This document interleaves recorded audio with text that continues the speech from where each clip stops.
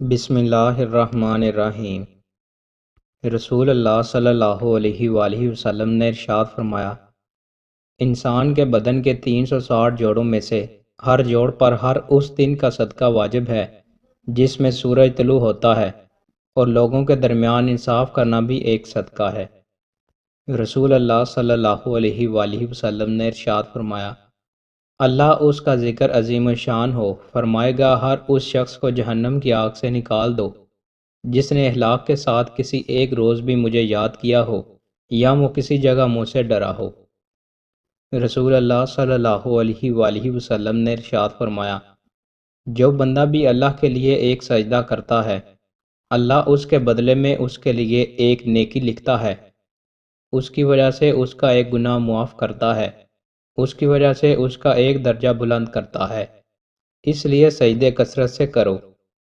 رسول اللہ صلی اللہ علیہ وآلہ وسلم نے ارشاد فرمایا، جب تم میں سے کوئی خواب دیکھے جسے وہ ناپسند کرتا ہو تو اپنی بائیں جانب 3 بار تھوکے، 3 بار شیطان سے اللہ کی پناہ طلب کرے اور اپنے اس پہلو کو بدل دے جس پر وہ تھا۔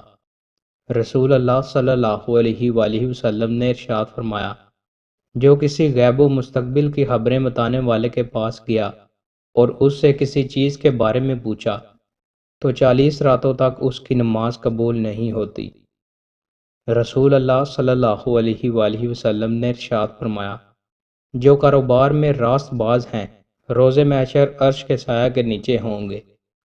رسول اللہ صلی اللہ علیہ وآلہ وسلم نے ارشاد فرمایا، میں نے اپنے صالح اور نیک بندوں کے لیے وہ چیزیں تیار کر رکھی ہیں جنہیں کسی آنکھ نے دیکھا، نہ کسی کان نے سنا اور نہ کسی کے گمان و خیال میں وہ آئی ہیں۔ مؤذن کی مغفرت۔ رسول اللہ صلی اللہ علیہ وآلہ وسلم نے ارشاد فرمایا، مؤذن کی آواز جہاں جہاں تک پہنچتی ہے وہاں تک اس کی مغفرت کر دی جاتی ہے۔ ہر جاندار اور بے جان جو اس کی آواز کو سنتے ہیں اس کے لیے مغفرت کی دعا کرتے ہیں۔ دوستوں، مزید اچھی ویڈیوز کے لیے ہمارے چینل کو سبسکرائب لازمی کریں۔ بہت شکریہ۔